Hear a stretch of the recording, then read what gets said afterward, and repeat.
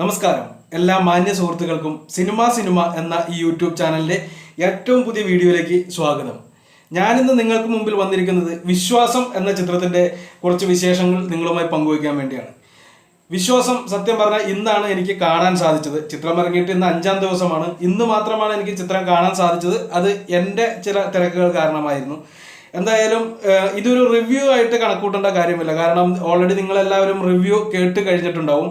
അതുകൊണ്ട് ഇതൊരു റിവ്യൂ ആയിട്ട് കണക്ക് കൂട്ടേണ്ട കാര്യമില്ല. ഞാൻ ആ ചിത്രം കണ്ടപ്പോൾ എനിക്ക് തോന്നിയ കുറച്ച് കാര്യങ്ങൾ നിങ്ങളോട് പറയുന്നതാണ്.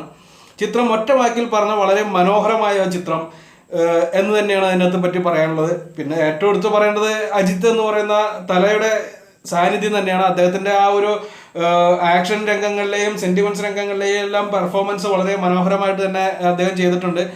പിന്നെ അദ്ദേഹത്തിന്റെ സൗണ്ട് നമുക്ക് എല്ലാവർക്കും അറിയാം. ഞാൻ കണ്ടത് എറണാകുളത്ത് PVR തിയേറ്ററിലായിരുന്നു. അവിടുത്തെ ആ സ്പീക്കറിൽ ആ സൗണ്ട് ഇങ്ങനെ എന്താ പറയുക, നമ്മളിങ്ങനെ വിറപ്പിക്കുന്ന രീതിയിലുള്ളൊരു നല്ല പഞ്ച് ഡയലോഗുകളൊക്കെ പറയുമ്പോൾ കേൾക്കാൻ നല്ല രസമുണ്ടായിരുന്നു. ആർക്കും ബോറടിക്കില്ല എന്ന് ഉറപ്പിച്ച് തന്നെ കയറി കാണാവുന്ന ഒരു ചിത്രമാണ് വിശ്വാസം.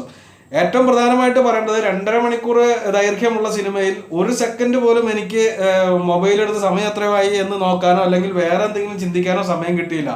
അത്ര ഇൻട്രസ്റ്റിങ്ങോട് കൂടി തന്നെയാണ് ചിത്രം പോയത്.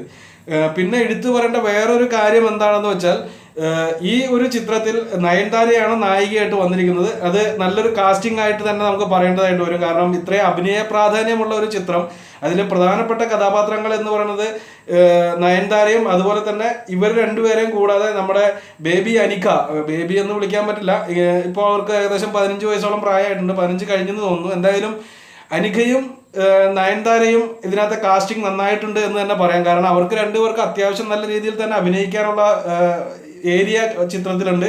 അവരത് നല്ല രീതിയിൽ തന്നെ കൈകാര്യം ചെയ്തു. പിന്നെ എടുത്തൊരു മൈനസ് എന്ന് പറയാൻ സാധിക്കുന്നത്, അതിന്റെ ഫ്ലാഷ് ബാക്ക് കാലഘട്ടങ്ങളിൽ കാണിക്കുമ്പോൾ, അതായത് അജിത്തും നയൻതാരയും തമ്മിലുള്ള വിവാഹത്തിന് മുമ്പുള്ള കാലഘട്ടം കാണിക്കുമ്പോൾ നയൻതാരയ്ക്ക് കൊടുത്തിരിക്കുന്ന കോസ്റ്റ്യൂമൊന്നും അത്രയും കൂടെ മെച്ചപ്പെട്ടെന്ന് എനിക്ക് തോന്നുന്നില്ല. കാരണം അത് ചെറുപ്പമാക്കി കാണിക്കാൻ വേണ്ടിയായിരിക്കും അതുപോലെയുള്ള കോസ്റ്റ്യൂം കൊടുത്തത്. പക്ഷെ അത് അത്രയാണ് ഷൂട്ടായി വരുന്നില്ല. എന്നാൽ അതിനുശേഷമുള്ള അവരുടെ സാരി കൊടുത്തുള്ള രംഗങ്ങളിലൊക്കെ അവരെ കാണാൻ നല്ല സുന്ദരിയായിട്ട് തന്നെ ഫീൽ ചെയ്യുന്നുണ്ട്.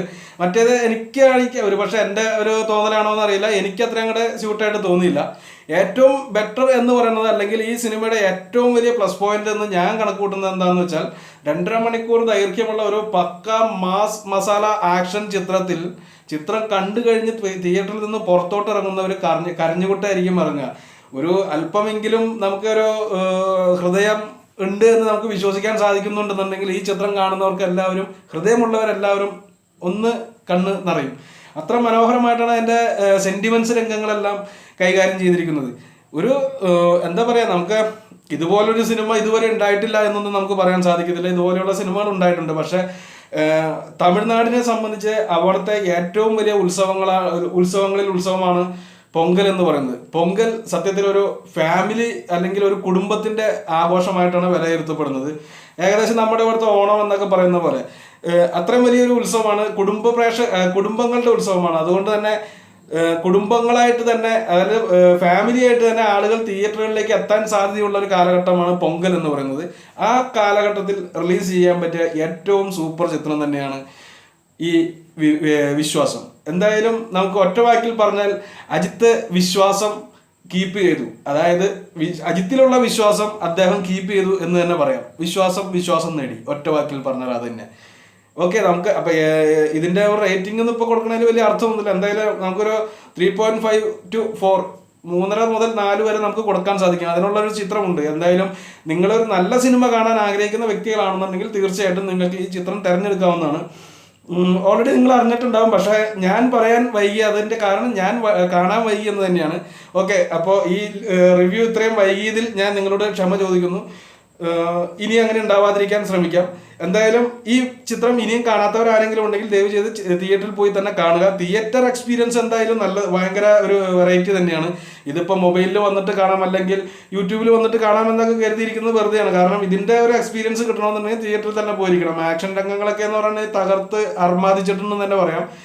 പ്രത്യേകിച്ച് ആ ക്ലൈമാക്സിലുള്ള ഫൈറ്റ്, അതുപോലെ ആ ഒരു പബ്ലിക് ടോയ്ലറ്റിൽ കിടന്നിട്ടുള്ള ഫൈറ്റ് ഒക്കെ ഉണ്ട്. അതൊക്കെ ഒരു ഇങ്ങനെ എന്താ പറയാ, എടുത്തു പറയാൻ പറ്റില്ല, അത്ര അടിപൊളി ഫൈറ്റുകളാണ് അതിനകത്ത് ഉൾപ്പെടുത്തിയിരിക്കുന്നത്. പിന്നെ അജിത്തിന്റെ ഒരു സാന്നിധ്യം ഉണ്ടല്ലോ, അദ്ദേഹത്തിന്റെ ഓരോ ഡയലോഗിനും അദ്ദേഹത്തിന്റെ ഓരോ ഇടിക്കൊക്കെ നമുക്ക് കൃത്യമായിട്ട് അത് ഫീൽ ചെയ്യാം, അതൊരു ഇടി തന്നെയാണെന്ന്. എന്തായാലും ചിത്രം കാണാത്തവരാരെങ്കിലും ഉണ്ടെങ്കിൽ ദയവ് ചെയ്ത് ചിത്രം പോയി കാണുക. ഒരു മനോഹരമായ ചിത്രം മിസ് ചെയ്യരുത്. ഓക്കെ, അപ്പോൾ നമുക്ക് അടുത്ത വീഡിയോയുമായി വീണ്ടും കാണാം. അതുവരെ നന്ദി, നമസ്കാരം.